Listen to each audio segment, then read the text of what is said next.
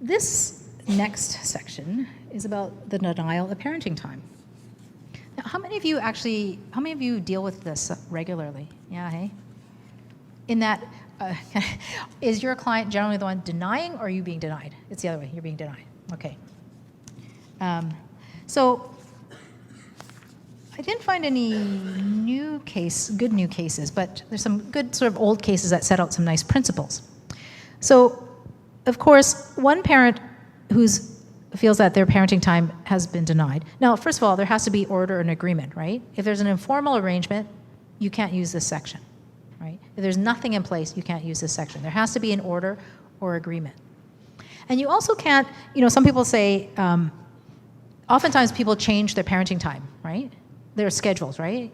But they informally do that, right? They don't write it out again. They don't sign a new agreement or get a new order. But it's kind of like, Sundays don't work for me. Can we switch and you have Saturday or I have Saturday? And people do that without going back to court and getting an order. Or sometimes you change the time. 3 to 7 doesn't work. Can we do 4 to 8, right? But because those aren't in orders or agreements, you can't actually use the denial of parenting time if it's that somebody denies you that. You can go back to the old one and say, well, you denied me 3 to 7, right? So the application, though, has to be made within 12 months of the denial. So you can't hold on to the 3 years ago you denied me parenting time and now come back to court and say, and I want all these penalties against you. Because as you know, some of the outcomes can be fines, right? Not just make up parenting time, but also cash, cold, hard cash. Section 62, of course, says that denial of parenting time isn't wrongful for a number of reasons. One, if there's a concern the child might suffer family violence, that's often a big one. If there's a concern that the other person is impaired by drugs or alcohol. If the child's suffering an illness, but that one's like crap. I hate that one because you need to have a medical note. You're supposed to have a medical note. So if your child is having the flu, they want you to take the child to the walk-in clinic among all the other flu-y people or who have other things going on, sit there for 3 hours and get a note. And by that time, the parenting time is over. And then the other parent has failed to exercise parenting time, so you're not denying parenting time if somebody doesn't show up. And of course, the nice other circumstances that the court considers sufficient justification for the denial. So that's one you probably have to use a fair bit, right? The court still has some discretion in figuring out when there's a no wrongful denial of parenting time. So this is one of I think a good case that sets out the tests is Mr. Justice Benton and KR and JW. It's from 2016. And he says that the objective of the provision gives the court a broad discretion that can be adapted to each unique circumstance. And so it would be inconsistent with the broad objective to limit the remedies to only discrete events of express denial. A pattern of wrongful conduct that frustrates an order or agreement, such that parenting time is not fully available, is wrongful denial. A parent need not say no to scheduled parenting time for them to communicate a denial, nor must they physically prevent the parenting time from occurring for it to be wrongful denial.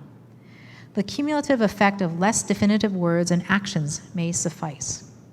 So if you just happen to not answer your door, you're not saying no, or the child is visiting with grandma and not available for parenting time, that still can constitute a denial of parenting time. This is the interesting one at paragraph 60. When the child is resisting parenting time with the other parent, it's appropriate to view the origins of that resistance. The parent who encourages that resistance by words and or actions, in my view, can be said to be denying parenting time. And depending on the circumstances, it may be wrongful denial. So this is often, I'm sure, comes up a lot in cases that you deal with, where one parent says, well, Johnny doesn't want to go with you, right? And those are really difficult cases. I deal with a number of those cases. And lots of parents think that their children get to make these decisions. Certainly when they think that by the time they turn 12, it's in their total control if they ever spend time with a parent. I kind of look at sometimes I say, what if I hope they don't turn on you because you'll be in trouble.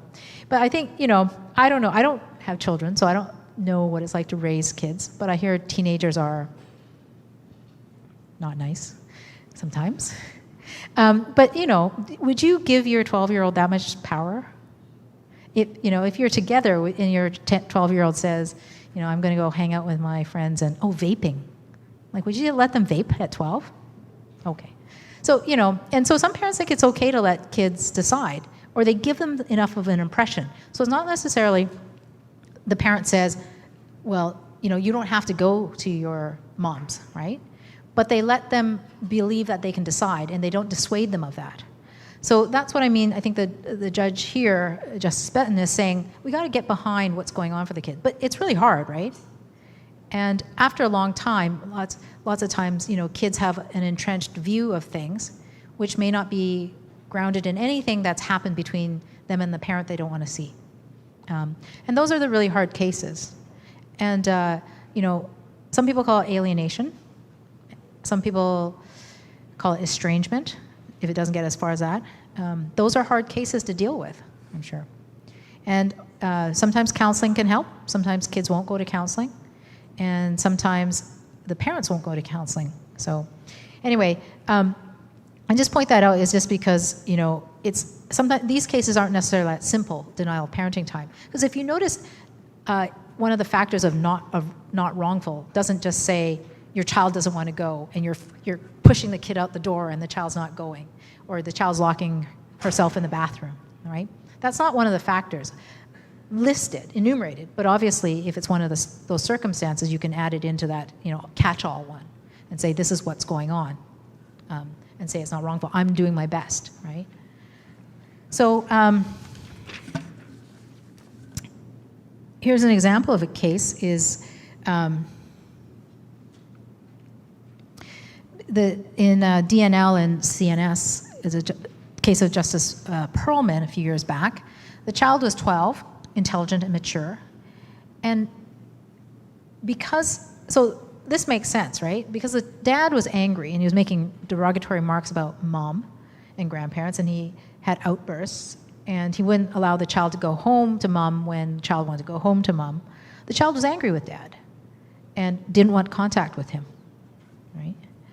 And the court found that use of force then in those cases, because, that's sort of what Mr. Justice Benton was saying. You kind of get behind what's going on, behind why the child doesn't want to see the other parent, right? Not just, I accept the child's views, but there's got to be something going on. And so it's clear in this case, there was enough evidence that came behind and the child was able to articulate why the child didn't want to go see dad. And if the only way here was the use of force to accompany him, and the child believed that, or the mom believed that forcing the child to see the dad would just be a real risk of physical altercation between the dad and the child. And that would be obviously not in the best interest of the child to have some sort of fisticuffs or even a screaming match with the dad, right? It's harmful to that child. And the judge found that this was reasonable for the mom to believe that the child must suffer family violence. And concerns for the child's physical and emotional safety provide justification for denial of parenting time under Section 62(1)A and F being the catch-all, A being the family violence. And again, in all of these things, you again pull up all the best interest tests, right? All the best interest factors in talking about it, right? So don't just sort of go, A to 80, these are the only factors I can look at. No, you bring every best interest factor in if you can. And really focus on, of course, the emotional and physical well-being of a child. So in that case, it was the denial was not found to be wrongful.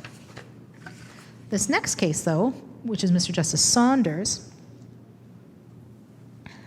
it was a 12-year-old boy again, complex psycho-emotional status, has various diagnoses, and one of the counselors said that he presents behaviorally as an 8-year-old, and he struggles with truth-telling and confabulation. So the child did disclose that dad hit him on the head and kicked him on the knee to a counselor, and that was reported to MCFD.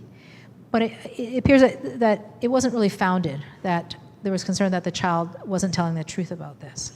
The child did have a bruise on his knee, but I don't think MCFD found that it was caused by the dad. And so the judge in this case found that the mom had wrongfully denied the parenting time because she really had, particularly given the concern about the child's truth-telling, she really didn't have a reasonable apprehension, the judge found, that there would be family violence between the dad and the child. And in fact, the mom's behavior indicated that she didn't believe that there would be because she allowed there to be parenting time between dad and child. So therefore, denying parenting time on some apprehended violence, which wasn't made out, the judge found that it was a wrongful denial of parenting time. Now Mr. Justice Saunders attributed a different motive on the mom, which was that she was upset that the dad didn't want to go to a meeting with a counselor, not counsel, to discuss parenting, and that he undergo counseling. So you have to be careful. It's very hard sometimes when you know your clients well, and when judges make comments about their motives or their character and things like that. That's very disturbing to many clients and to counsel as well who know them.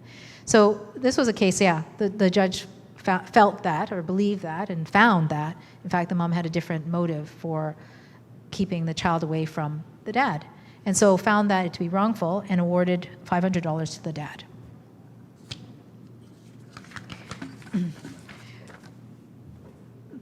This one is a recent case. There's very few cases about the failure to exercise parenting time.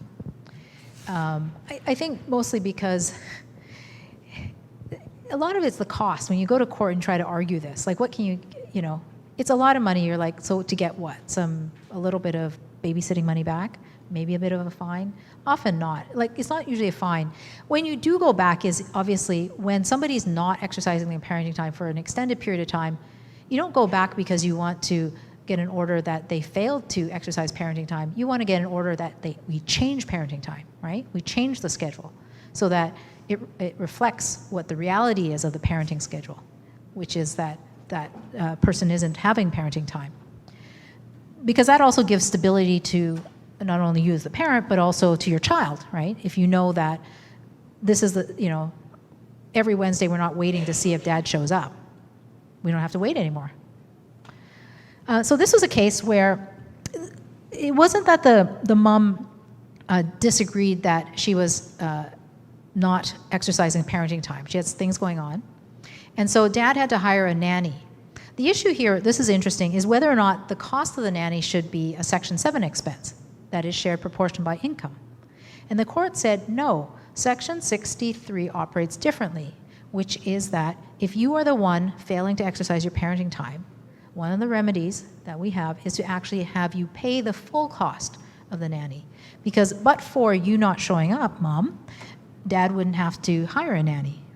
And so the judge here says, Mr. Justice G.C. Wetherill says, fairness dictates that all daycare and nanny expenses reasonably and necessarily incurred by the plaintiff for the child's care during times when the respondent would otherwise have been responsible for the child's care is to be paid by the respondent, the mom, and where she has failed to exercise parenting time without reasonable excuse. So he got a declaration that if that, rather than there being a fine against the mom or something like that, was a declaration that if mom doesn't show up for her parenting time and doesn't have a reasonable excuse, then and dad has to engage the nanny or other daycare provider, that cost will have to be borne by mom. Right? So that's the remedy, was a declaration that was what would happen, like an order that was what would happen. So it would deal with going forward, because lots of times with the orders where you can get fines or penalties, it's not a going forward. It's like people, I'm trying to get one now. It's like every time you breach, we get $1,000, right? I don't know if I have to find some case law, see if any court will give us that, right? Mostly it's if there's a breach, you get $1,000. I was trying to say, well, we get security of $5,000, and every time there's a breach, my client gets $1,000 out of that kitty. Again, I don't know if that happens, but this is a case where they can set it up so that for future breaches, there is a penalty. It's not really a penalty; it's a reimbursement, right? It's not extra cash in your pocket, like a fine is. So that's a new one. That again, as I said, there's very little on failure to exercise parenting time.